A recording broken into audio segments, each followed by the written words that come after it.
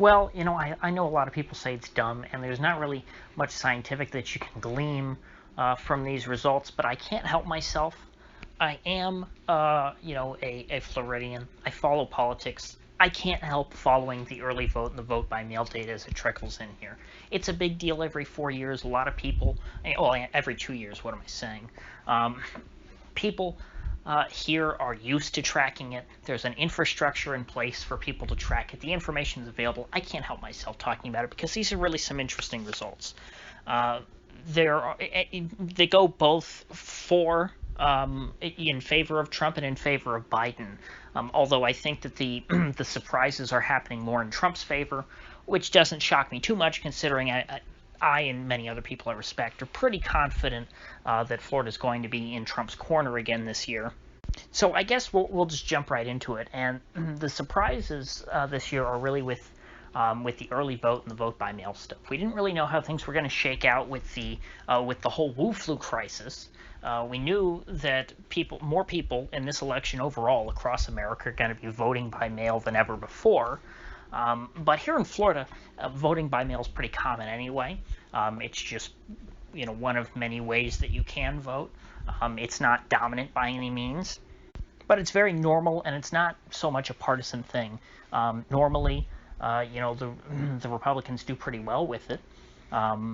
Typically, the Republicans will lead mail-in votes by a small margin, and the Democrats will lead early voting.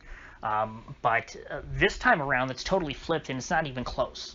The Democrats are far and away ahead in all of the mail-in ballots, and the Republicans are way ahead in early voting. And this is true even now in a couple of very notable, very large blue counties. And it really is quite surprising for me to see this, because I'm so used to early voting always favoring Dems and the mail-in stuff being about even, but, typically edging Republican. And then, of course, because of the early vote stuff, the Democrats go into Election Day with a bit of an advantage, and then the Republicans have to make that up on Election Day. Well, we're still in that situation, but it's much more stark now. Trump has really campaigned hard against early voting, not against early voting, against mail-in voting. He just voted today himself early in West Palm Beach. And I've been adding up a bunch of numbers this morning, and Palm Beach is on my list of states that are, surprisingly close in terms of the early vote. And so I guess I'll start there. When it comes to mail-in voting, Palm Beach, the Democrats lead by 98,911 as of the last time I checked. Now, this is just party affiliation. We don't know who these people are voting for. And of course, we don't. The independents I'm not even really looking at. You're just looking at the difference in number of Democrats versus Republicans voting. And in this case, in Palm Beach County, the number of mail-in ballots, there were 98,000 more, well, almost 99,000 more Democrat ballots that came in than Republicans. But for early voting now, the gap is almost non-existent between the two, and this is a very deep blue county, Palm Beach. They do not vote for Republican for president, but in the early vote, the party registration of the voters, Dems are only ahead by 1,372. And so there's a decent chance that the Republicans actually could take the lead in the early vote in Palm Beach County, which would be quite surprising. Another deep blue county is Dade, which has voted Republican in the past. And of course, there is a lot of Republican votes that come out of there. It just happens to be that it's a very big, populous county, and there's more Democrats than Republicans, but it's still a good source of votes for Republicans. All the Cubans, of course, live in Dade County. Also, a lot of Cubans in Hillsborough, but Dade is kind of, that's where Miami is. So that is the central, the center of Cuban American culture. There, in mail-in votes, the Democrats were only ahead by 78,345. But in early voting, the Democrats are actually behind Republicans. The Republicans there lead by 1,138. And so what does it really matter, I guess, before I go into, I have a bunch of counties here that I really want to talk about, but overall, why does it matter, what the party affiliation of the people who have already voted is? If we don't know necessarily how they're voting and we don't know how the independents are voting? Well, the reason why it matters is because, most of the Republican Party and the Democrat Party both set a target for what they want the Democrat advantage to be going into election today for them to win. And so for the Democrats, the bigger the advantage they have going into election day in terms of the additional number of Democrats who have voted versus Republicans, that increases their odds of winning, because they know that on election day the Democrats always lose. The the majority of the electorate that shows up on election day is Republican, but the Democrats need to have enough votes banked by election day in order to resist that onslaught of Republican votes that comes on the day of the election. And so if in early voting the Republicans are taking a lead, then what they are doing, instead of early voting adding to the advantage that the Democrats have from all the mail-in ballots, it's actually eroding their advantage. So in just mail-in ballots statewide, the Democrats have an advantage of 582,482 votes. So 582,000 more registered Democrats voted by mail than registered Republicans. But so far, in early voting, 195,574 more Republicans have voted than Democrats. And so what that's doing is that is cutting away at the Democrats' advantage going into Election Day. As of right now, the Democrat advantage with combined early and mail-in ballots is 386,908. And so all of this early voting is actually hurting the Democrats. It's eating away at their advantage going into Election Day, and if they lose too much ground now, then they're going to be knocked over. But like I said, I should also talk about, there is one county that actually seems to be going in Joe Biden's favor, and it's something that I wasn't expecting, and that not a lot of other people seem to have been expecting, and that is Duval County. Duval County has been red for as long as I can remember. That's Jacksonville, by the way. That's up in the north of the state, typically a pretty Republican, even though it's a city. The county as a whole votes Republican for president. I don't know what they do in local elections. I assume they also vote for Republicans, although they could be like Miami. Miami, you do see a lot of locally elected Republican politicians, but Miami, almost never votes for a Republican in a presidential election. But anyway, Duval, in the mail-in ballots, Democrats had a lead of 20,686 ballots, and in early voting, the Democrats still have a lead of 6,365. So when you combine the early ballots, the early votes with the mail-in ballots, the Democrats actually have a larger advantage in Duval County. Of like 27,000. And so I'm not saying that means at all that the Democrats are going to flip Duval County. It's just that they're going to have a bigger advantage going into Election Day. The Republicans may still hold on to Duval County. In fact, considering that I think Trump's going to win the state overall, I would be surprised if Duval County, of all places, turned blue. But we'll have to see. The same thing with Dade County, Miami. Do I think that Miami is going to vote for, Donald Trump over Joe Biden when you combine the mail-in ballots, the early ballots, and the Election Day results? No. But I think that what we're seeing here with the numbers that are coming out of Miami, to where the Republicans actually do have a small lead in the early votes, it shows that Joe Biden's advantage there is not as great, probably, as it needs to be. And the same thing in Palm Beach. It is possible for the Republicans to take the lead in early voting there. And even if they just hold it to a draw, what they're doing is they are keeping the Democrats, again, from banking more votes on net going, before Election Day. And of course, I'm only looking really at blue counties here, the big blue counties. There's some that not all of them, I'm looking at the ones that I think are worth talking about. I didn't include on my list that I'm looking at here, like Orange, Osceola, and Leon, which would be Orlando and Tallahassee. And even still, I don't think I'm going to go county by county over everything I have on this list that I compiled. But let's look at Pinellas, because Pinellas was very close in 2016. Trump barely won it. He lost Hillsborough, which Hillsborough used to be, which is where Tampa is, that used to be a swing county, a bellwether of some sort. although Barack Obama won it twice, and then Trump lost it in 2016, but won Florida overall. He lost Hillsborough by quite a bit, but Pinellas was close, so I'm going to consider that to be more of a swing county. And so let's look at how things are going there. In the mail-in ballots, Democrats were up 28,934, and in early voting, the Republicans are up 2,805. Now, keep in mind when I'm going through all these numbers, I believe early voting goes all the way through in most counties, and in some counties it's just getting started today. A lot of your deep red counties, but a lot of them are smaller. Bay County is really the only sizable county that is just starting early voting today, but we've got another week of early voting, I believe, through next Sunday, and then there's no early voting on Monday because the election is Tuesday. So the Republicans are likely to close the gap quite a bit on early voting. So I don't expect the Democrat advantage to stay all the way up at what it is right now, 386,908.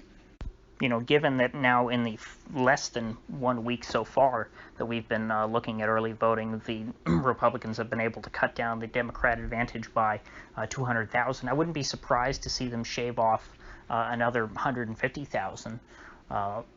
Before Election Day, which doesn't give the Democrats that big of an advantage going in. Let's say that the Dems are at 200 to 250, that range. In a state that has as many millions of votes as Florida, I just don't think that an electorate of D plus 250,000, that just doesn't seem like much at all. I mean, it isn't much. And in a lot of these blue counties that I'm looking at, to where the Republicans are leading in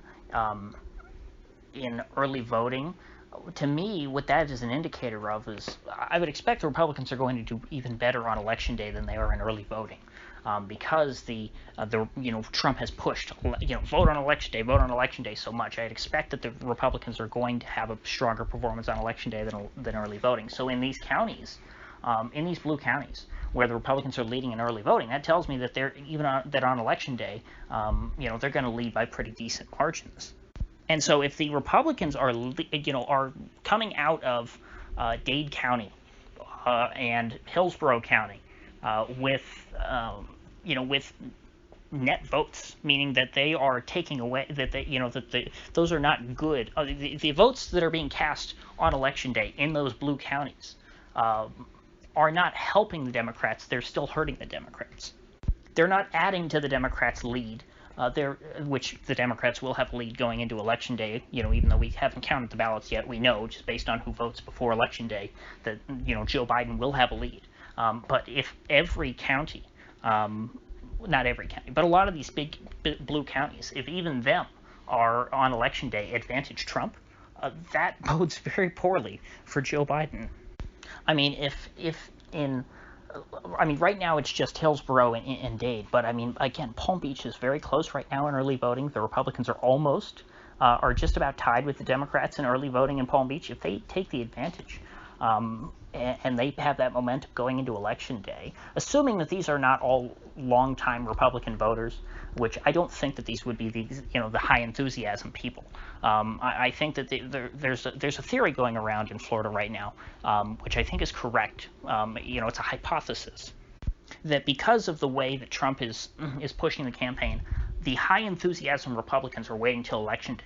And because Trump is so anti-early voting, or anti-vote by mail, your high enthusiasm Democrats already voted by mail because Trump doesn't like it. And so right now, the people who you're seeing voting by mail and voting early who are Republicans are your what they call 1 out of 4 voters, 2 out of 4 voters, meaning the less reliable kinds of voters who only vote, who don't regularly vote in presidential elections, who don't vote in every election. A 4 out of 4 voter, for example, is someone who's voted in the last 4 elections. That's a very reliable voter. It's someone who is going to turn out. And those people seem to be waiting until Election Day. That is the conventional wisdom. Well, I don't know if it's conventional wisdom, but people who I think are intelligent, that's how they're thinking right now. And so then the question would be, would the turnout of all those 4-4 voters, the really enthusiastic Trump supporters who are holding off until Election Day, Will that be enough, for example, in this case, to make sure that Duval County stays red? Probably, I would guess. I would be surprised if Duval County turns blue. But will it be enough to turn Hillsborough red? That would be a long shot, considering how much Trump lost Hillsborough by last time. Would it be enough to turn Miami red? No.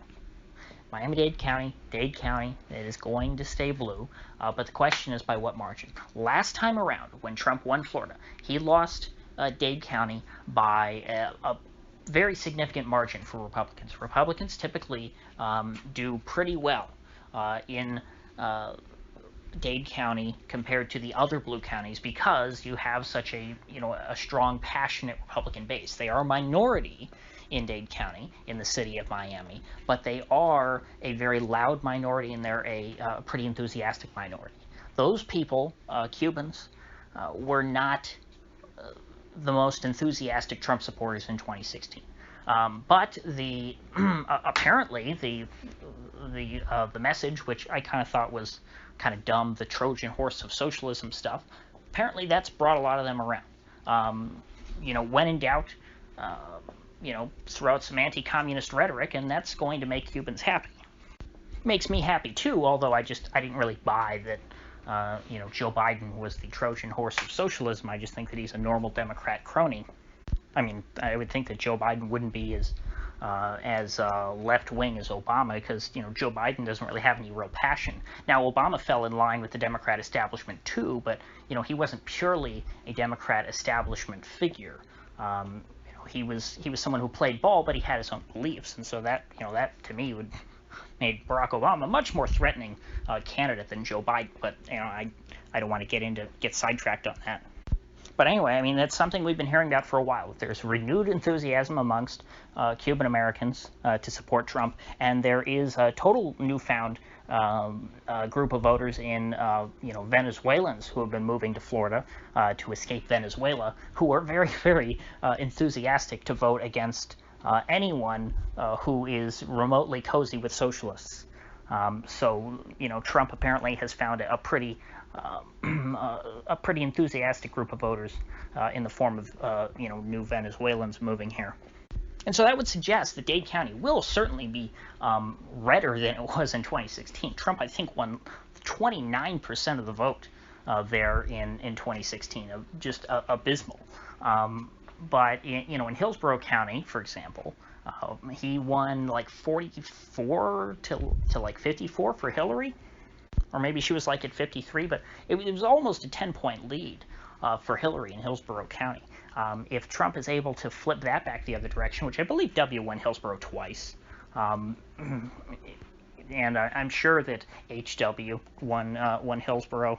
Actually, I'm pretty certain HW won Florida in '92. So the Bushes were able to win Hillsborough, but Obama won it twice, and after that, Trump wasn't able to bring it back around.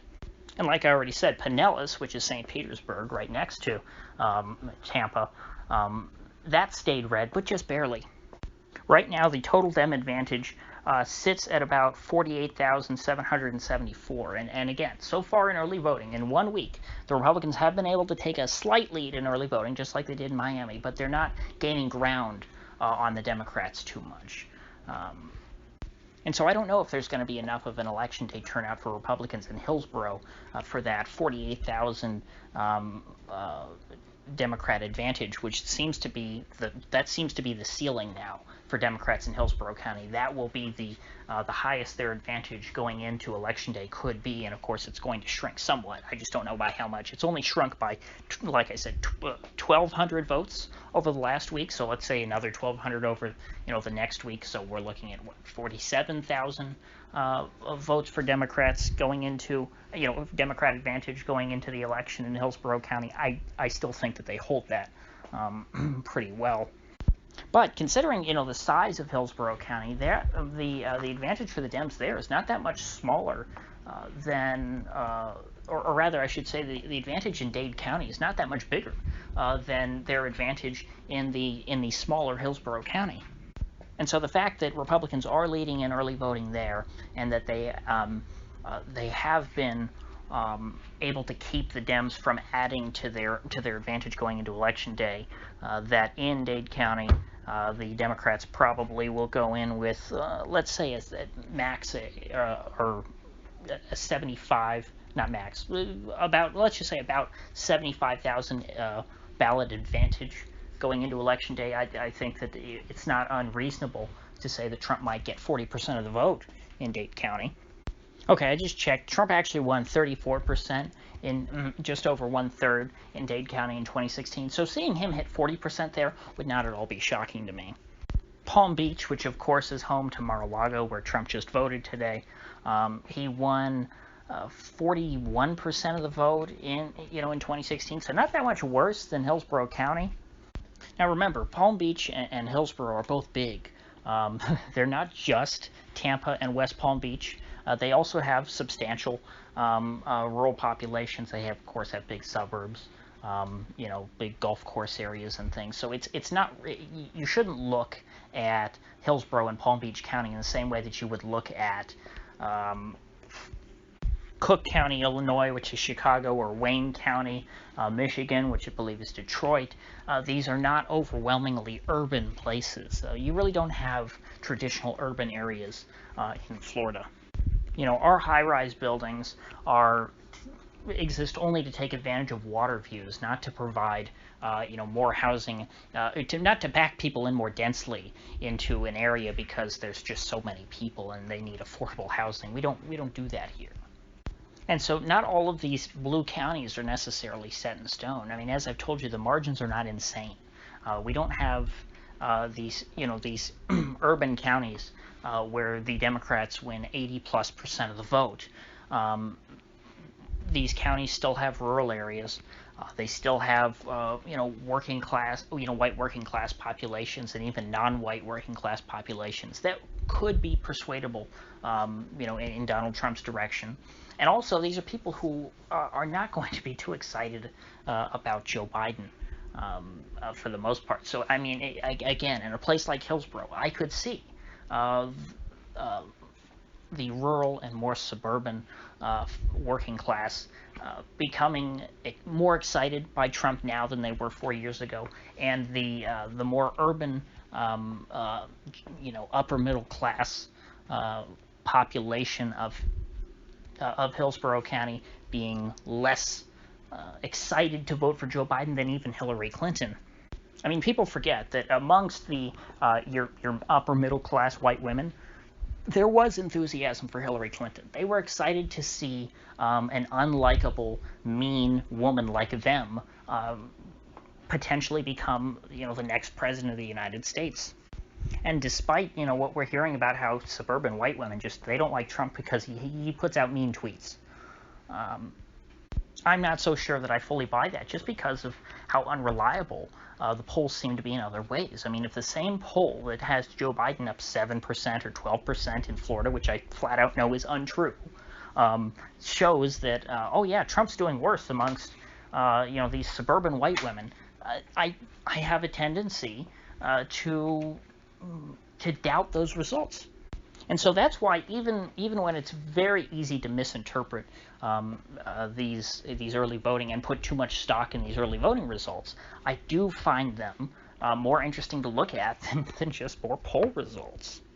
And normally, like I said, other than this month, really, I don't do heavy politics on this channel. I like to focus on foreign affairs and wars and stuff that I think is actually matter that people don't to talk about. As someone from Florida who's followed politics for my entire life, I thought that I thought I could offer some insight into these numbers, because there's going to be a lot of people talking about early vote data out of Florida. There always is. And so the bottom line is, when it comes to these big counties, I would say Hillsborough and Pinellas are pretty good. I would say that on election night, if Trump is losing Pinellas, then I think that it's almost certain that Joe Biden will win by then. If Trump wins Pinellas, then again, that was a swing. That was a swing county in my estimation. If he wins Pinellas, if it looks like he's winning Pinellas, that's a good thing, but it's not for sure that he's won the state. If you see that Donald Trump is ahead in Hillsborough County on election night, though, considering that the Democrats are going in with this advantage, then I think it's almost certain that Trump will have won the state, because he was down, I think, 7 or 8 points. I looked in Hillsborough County in 2016. So if he's able to take Hillsborough back, which I don't think necessarily that he will, but I'm just saying that's a reach goal for Trump. If he does that, then you can be pretty certain that he's won the state. Same thing with Miami-Dade County. If Trump hits 40% in Dade County, then I think it's pretty, we can be pretty certain that he won. Again, the baseline for Palm Beach, another big county, is 41% for Trump. If Trump is beating that, looking good for him. And the reason why I'm saying all this, like we would know how Trump is doing in these counties before he does in the state overall, the eastern half of Florida, which traditionally called under the British colonial rule was considered East Florida versus West Florida. Essentially the peninsula versus the panhandle. The peninsula of Florida is in the eastern time zone, and so we close for voting an hour before the panhandle. But the panhandle is heavily Republican, and so at first, overall, when we're just counting all of the votes from the peninsula, Florida is going to, the results are going to skew Democratic, and then once the panhandle comes in, that's when the Republicans, would take the lead if they're going to win. But if we see that Trump is doing sufficiently well in these certain counties in the peninsula, then we can be certain that the vote in the panhandle will be enough to put him over the edge and win the state overall. Now, another thing, Duval. Duval, it's strange for the Republicans to be behind in the early in-person and the vote by mail there. If Joe Biden actually does win Duval County, run for the hills, it's not looking good for Trump. I don't see why he would lose Duval County. It was close last time, but not as close as Pinellas. He won by 1%. So I guess considering the amount of people in Duval County, if he does slightly worse there, let's say that Joe Biden wins 50% to Trump 48. If Biden wins Duval County by a couple points, and I guess you could say the same thing about Pinellas. And those are outliers, and he actually is outperforming in Hillsborough and in Dade and in Palm Beach, then I guess he could still do okay. But again, Duval, Pinellas, watch these. If Trump loses there, these were close last time, then he's probably going to do worse in the other counties. But overall, with how much the Democrat lead in voting so far has been declining this week, I think things are looking pretty good for Trump. And as I said not too long ago, this election is going to come down to the 4 big Rust Belt states: Minnesota, Wisconsin, Michigan, and Pennsylvania. Anyway, so Florida is just one of those things that, again, if Trump wins Florida, good. That means he can continue on, and he still has a chance to be president. But if he loses Florida, he's absolutely done. So it's a pretty. It's not the highest hurdle he has to overcome, but it is a hurdle that Trump has to overcome if he's going to win re-election. So, with that said, if you get anything of value out of this video, I'd appreciate you clicking that like button and sharing this video. And if you haven't already, please do subscribe, because I do upload every day and I'd hate to have you miss one. So, I'll see you folks back here tomorrow.